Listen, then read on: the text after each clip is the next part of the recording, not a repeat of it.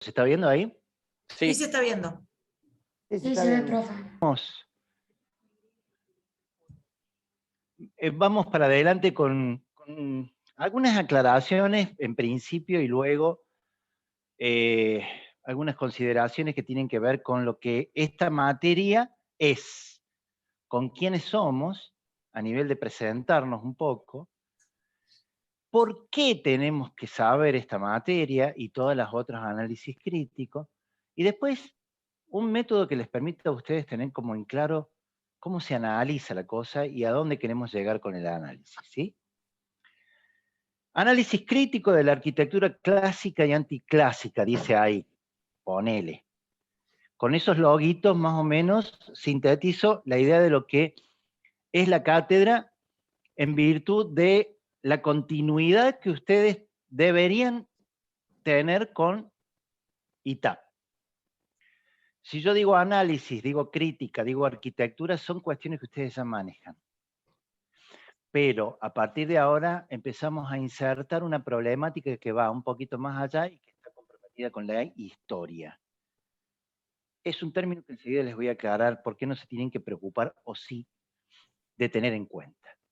Este es un logo que participa de esa cuestión que tiene que ver con el tema específico de este año, que es la arquitectura clásica y anticlásica. Yo abajo puse análisis crítica de la arquitectura clásica y no clásica, porque anticlásico es muy difícil de definir como tal. Porque en realidad todo tiene algo de clásico. Nada es tan tajante, y el término anti a mí no me cae bien. Entonces, un poco la introducción tiene que ver con eso.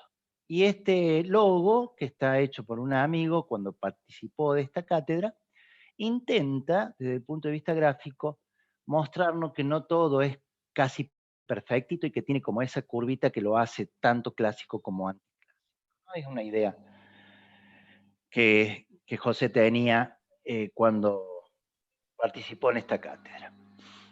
¿Quiénes somos? Gente, ¿quiénes somos? Acá estamos todos, ¿eh? Acá estamos todos. Somos María Inés Sciola, que es la que se animó a hablar, que es adjunta, que ahí levanta la mano. Mane Sciola, entonces, es no solamente adjunta, sino que se va a hacer cargo de uno de los grupos, o sea que es también jefa de trabajos prácticos, junto con la Vale Drueta y el Guille Ansalas, que son los tres jefes de trabajos prácticos que nos tocan en suerte. Que a ustedes le tocan en suerte. A mí ya no me tienen más de jefe de trabajo práctico.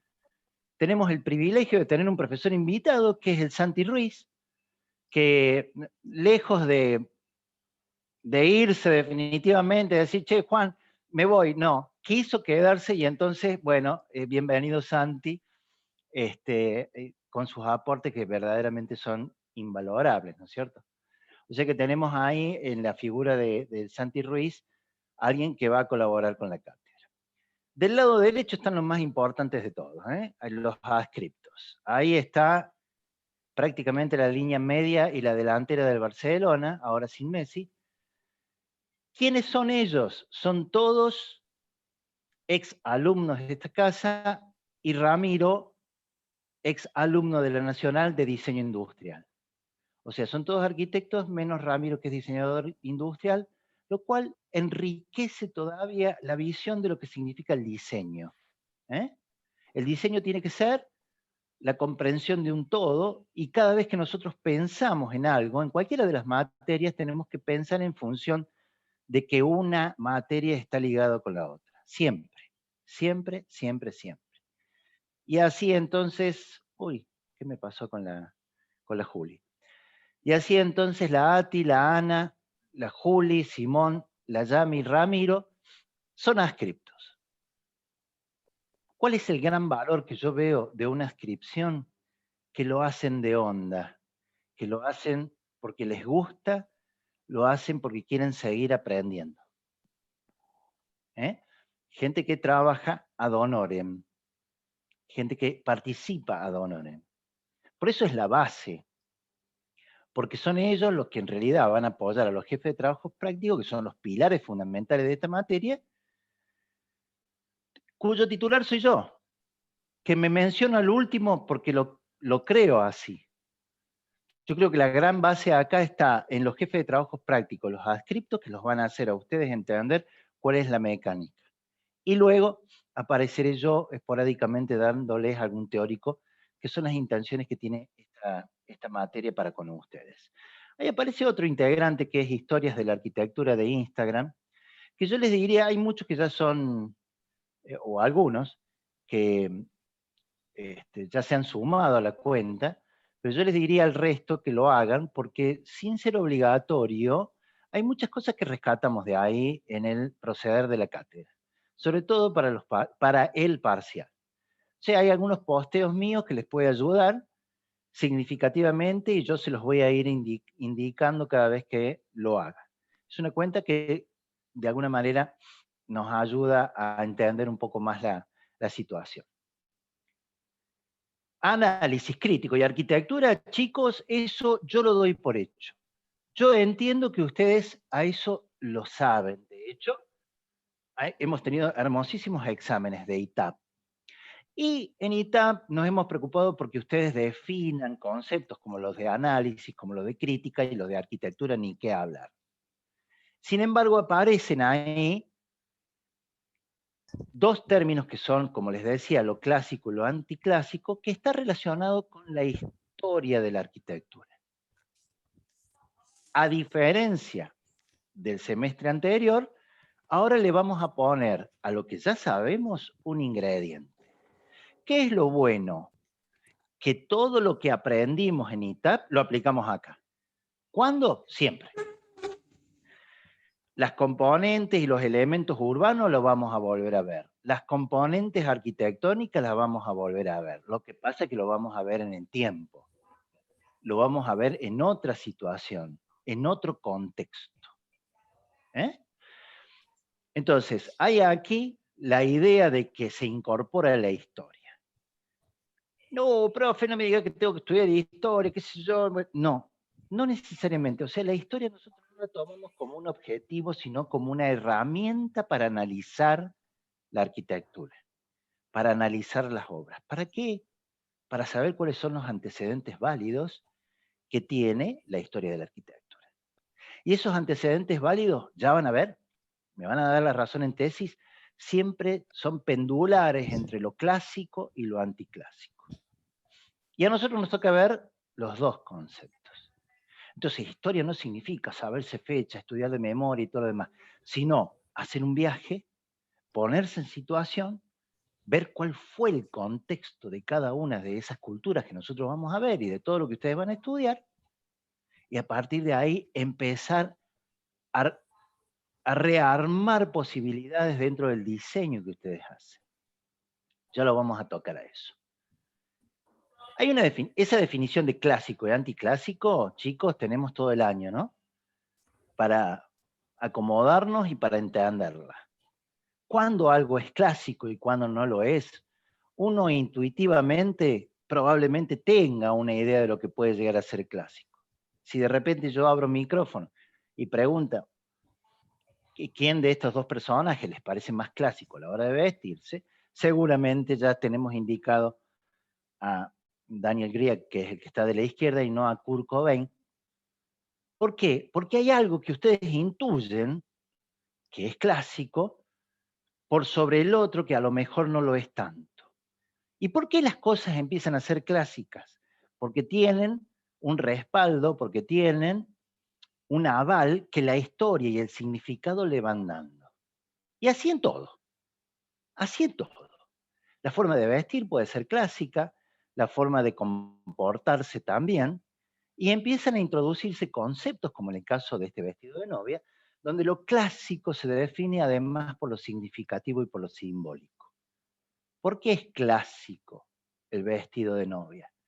Y es clásico porque en un contexto determinado, de hace un tiempo, casarse de blanco tenía un valor que a lo mejor hoy no lo tiene, pero no importa, es significativo, es clásico. No le vas a errar si te casas de blanco, digo, si se quieren casar de rojo, yo no tengo ningún problema. Pero hay ahí una cuestión que ciertos estamentos culturales han transferido y nos han puesto dentro de esas cuestiones que lo definen como clásico.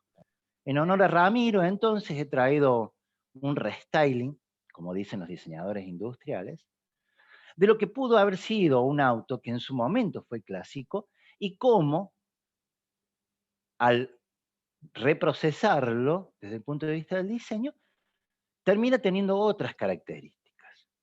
Entonces, siempre vamos a ir entre lo clásico y lo anticlásico, o lo no tan clásico, en cualquiera de las actividades, en cualquiera de las conductas, etcétera, etcétera, que nosotros tengamos. Hasta que llegamos a la arquitectura. Si yo les pregunto cuál de estos dos ejemplos es más clásico, seguramente el de arriba, aunque no lo es, o sí, depende, es más clásico que el de abajo. ¿Por qué?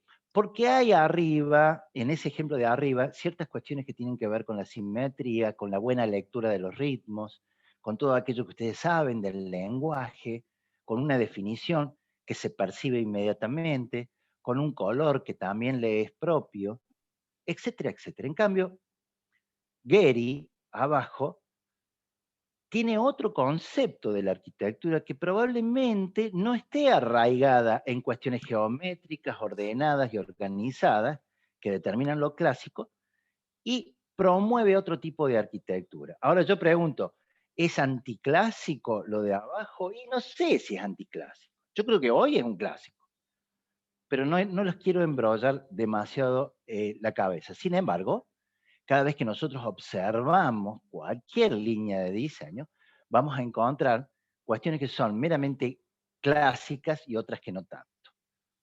La última, el Palacio de Justicia de Córdoba tiene conceptos que están alrededor de lo que denominamos clásico. Es clásico porque tiene un claro eje de simetría, porque tiene una composición de todo lo que son los órdenes que vamos a ver de los griegos, por sus proporciones. Estoy tratando de dar términos que ustedes ya conocen de ITAP.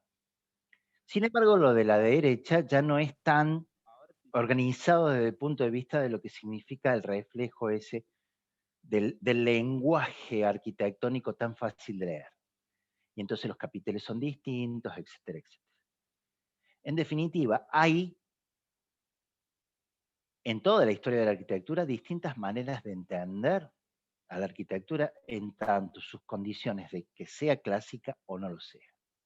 Ese es el motivo. Nada más que todo esto se lo he dicho para que sepan por qué la materia se llama como se llama. Porque a veces las cosas son clásicas y otras veces no tanto. ¿Cuál es la propuesta? Hacer un viaje. Yo la veo así. ¿Qué quieren que les diga? Si yo vengo y les doy un teórico, qué sé yo, patatín, patatán, bueno, está todo bien. Ahora, lo mejor que podemos hacer todos es ponernos en situación y tratar de viajar en el tiempo. Viajar en el tiempo nos va a promover un conocimiento desde la curiosidad. Viajar a lo desconocido. Ustedes en este momento están todos sentaditos ahí sin saber qué es lo que yo les voy a decir y cómo viene la mano. Entonces, vamos a tratar de respirar profundo e intentar emprender un viaje al pasado, no al futuro. ¿A qué pasado? Ya se los voy a decir. Bastante atrás nos vamos a ir. Emprender el viaje entonces significa un montón de consideraciones, porque yo no sé, pero a mí me pasa que cuando viajo tengo tres instancias. Primero, prepararme para el viaje. Segundo, viajar y luego asumir la experiencia del viaje. Con esta materia tiene que pasar lo mismo. Nos tenemos que preparar, tenemos que ir adelante con la materia y luego que nos sirva de antecedentes para nuestros procesos de diseño y para todas las historias que se vienen. La última frase, fíjense qué pertinente para los tiempos que corren. Dice, el ánimo de viaje puede provocarse en cualquier momento y en cualquier lugar. Incluso es posible viajar aún sin moverse, como nos está pasando en la pandemia, chicos. Dice, porque el hombre, la vida, el cosmos, están dentro nuestro. ¿Qué quiere decir esto? No les estoy pidiendo nada raro si, o sí, qué sé yo, si les pido que viajemos al pasado griego. podemos hacerlo. Podemos hacerlo perfectamente. ¿Por qué? Porque somos nosotros, con nuestro entorno y nuestro contexto, lo que nos permite hacer ese tipo de cosas. Entonces, se trata en esta materia de viajar. Punto aparte. ¿A dónde vamos a viajar? Acá vamos. ¿Qué es lo que vamos a ver? Acá vamos. ¿A dónde vamos a llegar? También vamos aquí. En una periodización tradicional que ustedes seguramente vieron en la secundaria, espero, y si no, no importa, dice que compartimos, desde el punto de vista histórico, 4 edades. Esta es una forma de dividir la historia, hay muchas otras formas de dividir la historia. En este momento, Ramiro se está agarrando la cabeza como diciendo, Juan, la historia empieza en la Revolución Industrial, no me venga con vueltas. Y está bien que lo diga, porque la Revolución Industrial, digamos, a partir de lo que es lo contemporáneo, y a partir de lo que significaron la Revolución Industrial y la Revolución Francesa, dan un contexto mucho más indicado para un diseñador industrial. Nosotros los arquitectos no tenemos que ir más atrás para entender lo clásico. Y entonces la antigüedad, la edad antigua, la vamos a ver. Vamos a ver también la edad media, y hasta ahí llegamos. Fíjense los años, y más o menos transfórmenlo en siglos. No es que se tengan que aprender de memoria los años ni nada por el estilo. Pero hay una edad antigua donde nosotros vamos a ver griegos y romanos, y hay una edad media donde vamos a ver el resto de los periodos europeos. Cuando les digo que no hay que estudiarse de memoria nada, que tenga que ver con fechas que son intrascendentes, es así. De cualquier manera, hay fechas que son importantes para poder dividir cuestiones que son históricas. Entonces, esa rayita que a mí me está dividiendo la edad antigua con la edad media, para nosotros este año es fundamental. Cuando nos ubiquemos es fundamental. Porque cae el Imperio Romano de Occidente y ahí empieza otra historia. Pero empieza otra historia porque hay otro contexto.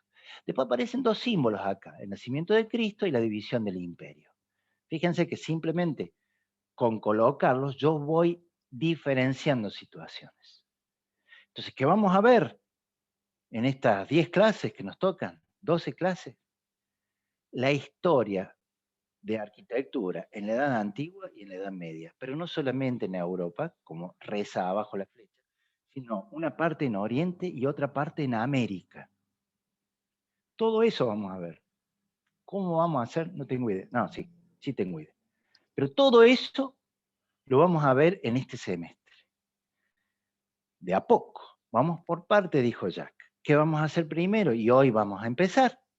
Vamos a ver la cultura griega. Vamos a empezar por los griegos. Y vamos a saber por qué los griegos son tan importantes y además, por qué son la génesis de lo que nosotros llamamos clásico. Griegos y romanos son las 2 culturas que vamos a ver dentro de la Edad Antigua, nada más que eso. Luego, en la Edad Media, terminamos de ver y redondear todo el concepto europeo de la arquitectura a partir del paleocristiano, románico y gótico, y el bizantino, que se está dando colgadito de Oriente, en donde tiene ciertas similitudes con el paleocristiano, porque los dos arrancan en el mismo momento, o más o menos en el mismo momento, a partir de lo que es la división del Imperio Romano, donde se empieza a dar en Oriente un periodo que se emparenta con el paleocristiano porque es cristiano.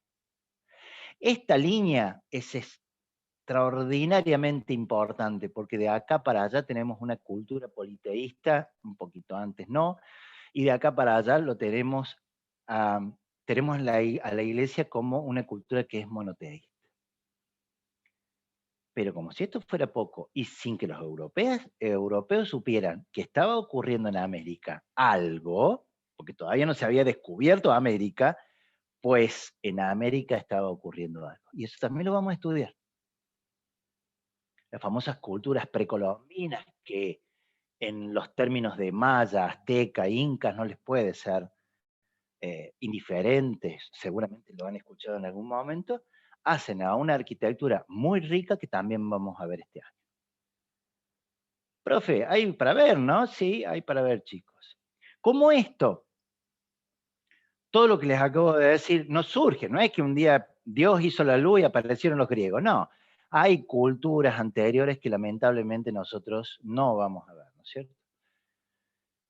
Como los antecedentes de los griegos mismos, como la cultura faraónica de Egipto, como Mesopotamia, en este caso Babilonia, ¿sí?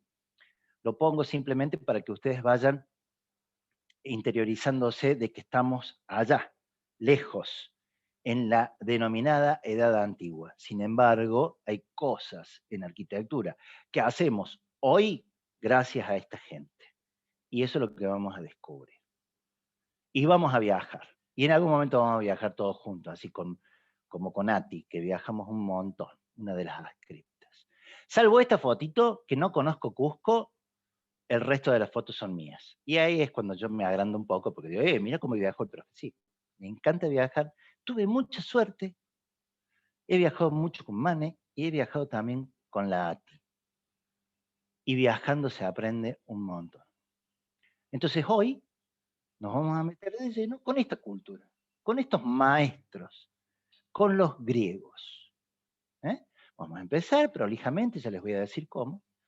Pero antes de eso, que ustedes sepan que esto no corresponde a esta materia, sino es lo que viene en los otros análisis críticos, ¿sí? O sea, hoy terminamos con el gótico, este semestre terminamos con el gótico y a partir del año que viene empieza con el Renacimiento, manierismo, barroco, siglo XIX, XX, XXI, etcétera, tanto en el urbanismo como en la arquitectura. Y ahí estarían las últimas edades, la moderna y la contemporánea, que son más afines a nosotros. ¡Qué piola! Acá ven todas las escuelas de diseño, todos los arquitectos contemporáneos, sacan jugo a esto porque es una historia que es mucho más próxima a nosotros. Sin embargo, a nosotros nos tocan los abuelos, los antecedentes, y eso es como muy importante. ¿Para qué esta materia, profe? Profe, si yo voy a ser arquitecto, o arquitecta, por supuesto, si yo voy a ser arquitecto, ¿para qué quiero saber qué hicieron los griegos? Primero, para percibir que todo lo que nosotros estudiamos en la historia de la arquitectura nos puede servir para los procesos de diseño. Segundo, no hay genio en la historia de la arquitectura que no haya estudiado la historia de la arquitectura y que no haya sido genio gracias a la historia de la arquitectura. Cualquiera, ¿eh? El arquitecto que ustedes más admiren seguramente sabe o supo un montón de historia, porque rescató elementos de la historia. Fíjense, este es un teatro griego. No. Perdón, Guille. Como las raíces de la arquitectura. Sí, señor. Las primeras teorías, todo eso. Sí, señor. Todo eso lo vamos a ver acá. Este es un teatro griego, de Epidauro. Si ven una campera turquesa por ahí, es la Ati. Ati, te voy a matar. Te voy a escrachar en todos los teóricos que te voy a poner ahí. Bueno. Teatro griego. Tiene una serie de condiciones que lo hacen griego e importante. De la acústica ni hablar, porque metodológicamente los griegos eran impecables. Y entonces aprovechaban la topografía, entonces la cávea, que es esa tribuna, y así se llama, está dispuesta en virtud de ese círculo que es el proscenio y el escenario, en donde hay dos personitas paradas ahí, y que al hablar se escucha en cualquier lado, al hablar normal se escucha en cualquier lado. Miércoles que si sabían los griegos de este tipo de cosas. Y entonces, este gesto que los griegos hicieron hace 2500 años atrás, puede servir para algunos gestos que en la actualidad nos convenga tener en cuenta. ¿Hay alguien con el micrófono abierto? Si puede cerrarlo. Gracias. Digo, hay cuestiones que al día de hoy nosotros podemos incorporar. Les estoy pidiendo que copien. No, por favor, no me malinterpreten. No hay que copiar. Pero sí se puede rescatar elementos que hagan a la memoria histórica de los griegos. Fíjense, este es el Teatro de la Vendimia de Mendoza. Para el que conoce Mendoza, en el Cerro de la Gloria, Atrás está el Teatro de la Vendimia. Y me dirán, profe, ¿pero eso es hormigón armado? Sí, claro. Los griegos no tenían hormigón armado, lo hicieron de piedra, pero este es un ejemplo de rescatar alguna idea histórica que sea afín a nuestros procesos de diseño. Ya vamos a ver los griegos y todas estas consideraciones del lenguaje griego, en donde tenemos un frontis, un sistema trilítico, esto se los tienen que saber de memoria, donde dos columnas soportan una viga, etcétera, etcétera. Todo eso lo vamos a estudiar de los griegos. Cuando yo les digo que no hay que copiar modelos, porque hace mal, yo no les estoy diciendo que hay que copiar cuestiones en la historia, es porque lo que no hay que hacer es esto. Por ejemplo, un baño jónico. ¿A quién se le ocurre, pregunto, creer que rescatar de la historia para hacer un baño tiene que ser un frontis griego, con un capitel, con una columna? No. Cuando yo hablo de rescatar cuestiones históricas, no estoy hablando del baño de Versalles, ¿sí? Estoy hablando de ideas conceptuales que nos pueden servir. ¿Cómo cuáles? Tomo un ejemplo, el gótico, que nosotros vamos a ver, el último tema de Europa. Gracias al gótico llegamos a hoy, pero sin ningún problema. Ustedes no saben, pero vivimos en una sociedad que todavía tiene gótico. Pero ¿cómo tiene gótico, profe? A ver, esta catedral gótica del siglo XV, miren a todo esto, entre paréntesis, miren la dimensión que tiene esto, ya vamos a ver por qué. ¿Esto tenemos que copiar cuando hacemos las iglesias? No, pero un capo y un genio como Gaudí retomó elementos del gótico para poder llegar a lo que es hoy la Sagrada Familia en Barcelona, por ejemplo. ¿Y cuándo fue esto? Y a fines del siglo XIX aproximadamente. Entonces, del gótico del siglo XV pasamos a rescatar cosas que un genio como Gaudí, que ustedes van a ver de acá 3 años, no sé cuándo, de acá 2 años, estableció como parte de su arquitectura porque estudió el gótico, porque estudió historia. Ni hablar Olbrich, ni hablar en la etapa del manifiesto de la Bauhaus, que es una escuela de diseño del siglo XX, que ustedes van a ver, con Mane, que se aferran a la idea del gótico. ¿Copian el gótico los de la Bauhaus? No, pero toman las ideas del gótico. Toman las ideas en tanto la construcción, en tanto la división de gremios, etcétera, etcétera. O sea que la historia del gótico no está muerta. La historia del gótico sigue, y sigue, y sigue, porque cuando Calatrava o Zaha Hadid se encargan de traer ciertos esquemas comprometidos con sus diseños, pues en el lenguaje aparecen ciertas cuestiones que son góticas. Porque el maestro, ingeniero arquitecto de Calatrava, tuvo en cuenta mucho las estructuras que del gótico se desprendieron en tanto ojivas y otro tipo de cosas. Ni hablar de Zaha Hadid, que es un caso emblemático y paradigmático para la historia de la arquitectura. Una arquitectaza que lamentablemente esto no se pudo hacer, pero agarró el gótico, ya lo vamos a ver, y lo puso pata para arriba y creó las ojivas inversas gracias a que creía que la historia le podía dar fundamentos para el diseño. Y el gótico sigue y sigue, y el gótico está presente no solamente en la arquitectura, sino también en ciertos reductos culturales que hasta el día de hoy van cambiando los términos de oscuro, de infinito, de la serie Dark, no sé si la vieron, etcétera, etcétera, van cambiando de conceptos, pero van llegando a ciertos elementos que son significativos desde el punto de vista artístico, desde el punto de vista cinematográfico, etcétera, etcétera. Me gusta esta. Yo sé que los de mi cátedra ya se han aburrido de verla, pero me encanta este tipo. Después cuando puedan, lo googlean. ¿Por qué? Por 2 cosas, chicos, no me van a creer, pero esto está hecho a mano. Esto es de la década del 70, 80.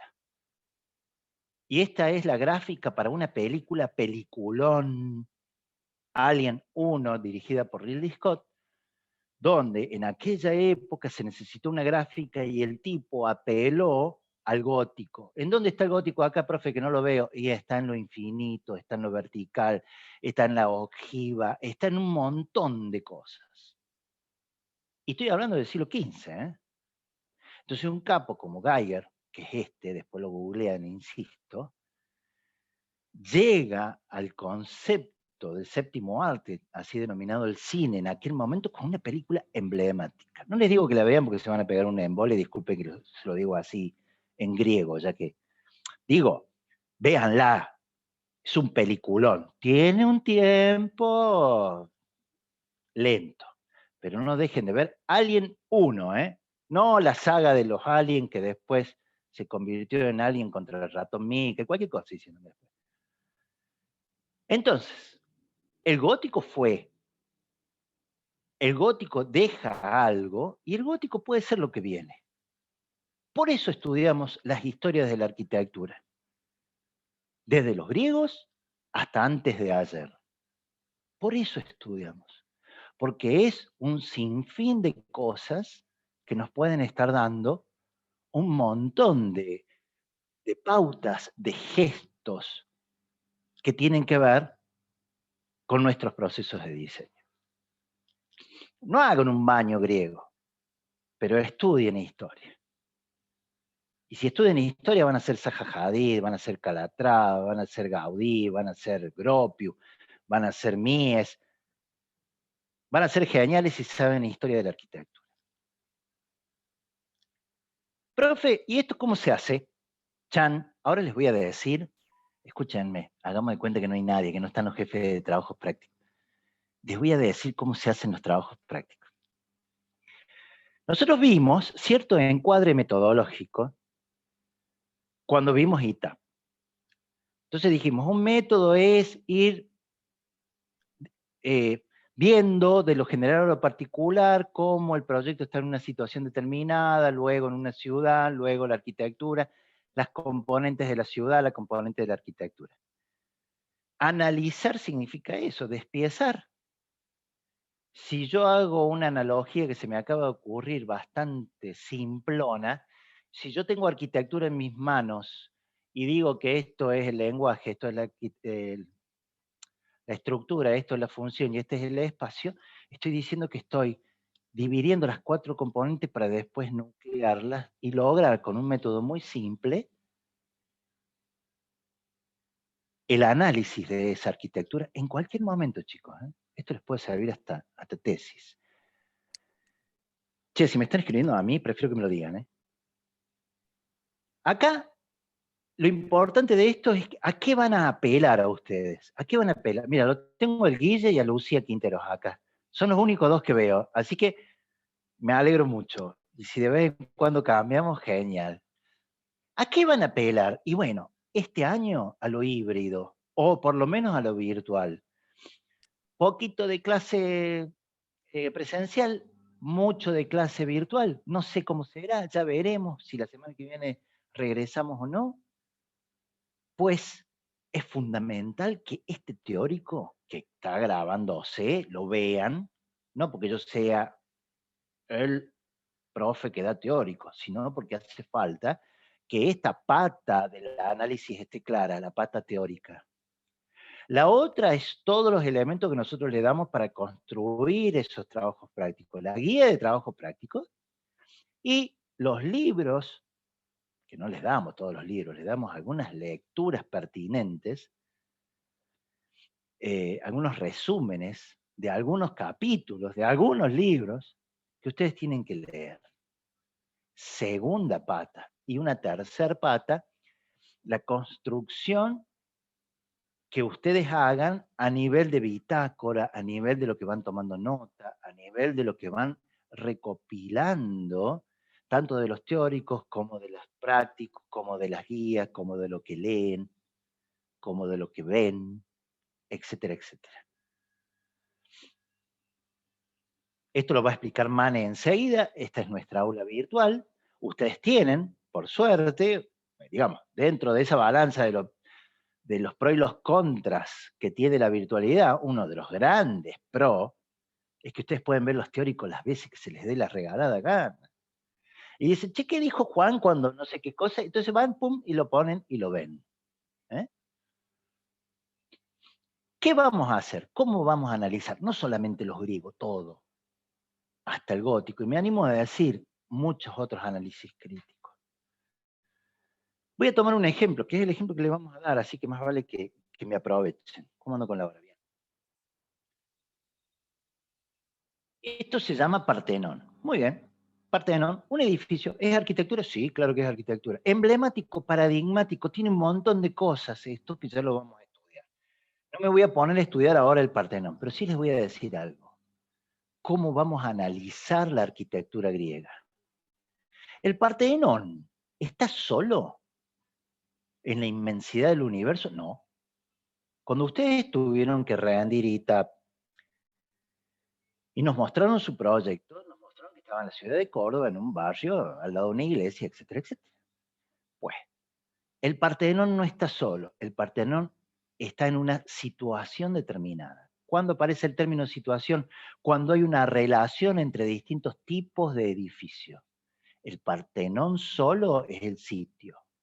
La relación con los otros hace a la situación del Partenón. Y entonces ya aprendimos que el Partenón no está solo, sino que también está relacionado con otras cosas. Pero no solamente eso, sino que ese Partenón, además de estar relacionado con edificios próximos, está en un lugar de la ciudad donde ustedes se hacían matete con el hito, el nodo, y no me acuerdo el otro Juan, término. vamos Sí. 20, te aviso nada más. Dale, gracias. Gracias, sí, muy bien. Decía, este edificio está en un lugar de la ciudad muy importante, muy importante. Y en Grecia hay dos lugares o espacios urbanos significativos importantes. Este es uno, el Acrópolis de Atenas. Entonces, ¿qué aprendimos hasta ahora? Que el Partenón no está solo y tampoco está solamente en situación, sino que está en un lugar significativo determinado. Y entonces empiezo a agrandar un poco la lupa y digo, ¿esta es Grecia? Sí, perdón, esta es Atenas, la ciudad de Atenas. Sí, esta manchita negra es el Partenón, que ya sabemos está dentro de este espacio, que conjuntamente con este otro espacio, son los dos espacios urbanos significativos, que se pueden llamar plazas, lugares abiertos, como ustedes quieran, dentro de una ciudad, en este caso Atenas, que tiene los mismos elementos y condicionantes que ustedes aprendieron cuando salieron por los barrios de Córdoba o del pueblo que eran, de la ciudad que eran. Hay límites, hay traza, hay trama, hay espacios urbanos significativos. Entonces vamos a analizar eso también. Pero ¿dónde lo vamos a analizar? ¿Lo vamos a analizar hoy? No, chicos. Y ahí es cuando tenemos que viajar al pasado. Lo vamos a analizar en aquella cultura griega. Cuando hablo de Grecia, no estoy hablando de la Grecia actual. ¿Voy de nuevo? Voy de nuevo. Cuando hablo de Grecia, y el tipo decía lo mismo, cuando hablo de Grecia, no estoy hablando de la Grecia actual, estoy hablando de una cultura griega que es mucho más que lo que es hoy Grecia. Y entonces el significado de la arquitectura en ese momento va a ser mayor y más importante, porque en realidad el espacio geográfico es muy grande. Luego, recién ahora, hablo del Partenón. ¿Y qué hago? Lo divido en las 4 componentes. Qué fácil, profe, ya la sabemos. Muy bien, aplausos, sí señor, la saben. ¿Qué vamos a ver de la arquitectura en la historia? Los aspectos funcionales, los aspectos técnicos constructivos, el lenguaje y el espacio. Hay muchos de ustedes, yo diría la mayoría, que eso lo hacen así. Entonces, aprovechemos eso. Y si aprovechamos eso, ya empezamos a tratar de tener un método que me permita ir en el análisis de los prácticos que los jefes de trabajos prácticos le van a pedir, de lo general a lo particular. ¿Qué es lo general? Estudiar un poquito de historia para saber qué cuestiones de contexto son las importantes. Y me ubico espacio-temporalmente. El espacio, Grecia, pero ya sabemos que no es la Grecia actual, sino un territorio. Tiempo, ya lo vamos a ver, lo dividimos en 3, enseguida lo vemos. Contexto, todo lo que los griegos significaron, que les voy a dar en una segunda parte. Entonces, en esa primera ubicación, yo voy a poner en mi práctico todo lo que tiene que ver con ese contexto y esa ubicación espacio-temporal. En una segunda parte de mi práctico voy a poner todo lo que aprendí, sé y analicé de la ciudad, en tanto la ciudad, sus espacios urbanos significativos, los límites, la traza, la trama, etcétera, etcétera. Y en una tercera parte del práctico vamos a analizar una obra, un ejemplo de arquitectura. Esto, que yo lo corro, se los traigo como alusión a algún esquema que yo hice, y acá aprovecho para decirles que somos siempre arquitectos y diseñadores, no porque yo lo sea ni mejor ni peor, pero cada vez que nosotros tomamos apuntes y hacemos un práctico, tenemos que tener en cuenta las otras materias como la de representación, etcétera, etcétera. Yo acá hice un bosquejito de cómo a mí me hubiese gustado hacer el práctico, y así lo pedimos, y esta es la respuesta por parte de ustedes frente a la misma situación. Está ubicado, hay tema ciudad y está la arquitectura. ¿Es un buen práctico? Sí, es un buen práctico, pero no es excelente, le faltan cosas. Pero además se los dejo ahí, no para que lo copien, porque cada uno de ustedes ya sabe que cada uno de ustedes tiene una forma distinta de analizar. Entonces aparecen 1.000.000 de trabajos distintos, pero siempre frente a esa misma mecánica, ¿no? De ir llevando a la bitácora todo lo que nos haga falta y que sea necesario para poder entender conceptualmente, en este caso, por ejemplo, una materia. Este es un apunte que tomé yo de una materia que ustedes van a tener el año que viene. Que a la larga es lo que hacemos los arquitectos. Como decimos que es gráfico conceptual, tratamos de hacer eso. Y esto es el producto de algunos trabajos del año pasado. Para que no crean que la virtualidad tiró abajo la cosa. No, no, no. La virtualidad el año pasado equilibró la materia de una forma muy significativa. Muy significativa. Entonces ustedes ven esto y dicen, che, esto está dibujado a mano, porque nos encanta que sigan dibujando a mano, esto a lo mejor es un collage, etcétera, etcétera. Estas son síntesis de un parcial que ya vamos a tener en algún momento. Hasta llegar a esto. Creo que es la última. Este es también un trabajo de Ile Vitale, de una chica que nos hizo un mimo con este trabajo, porque nadie se lo pidió. Se asoma mi hija, saluda, voy a saludar porque no soy maleducado. Nadie le pidió esto.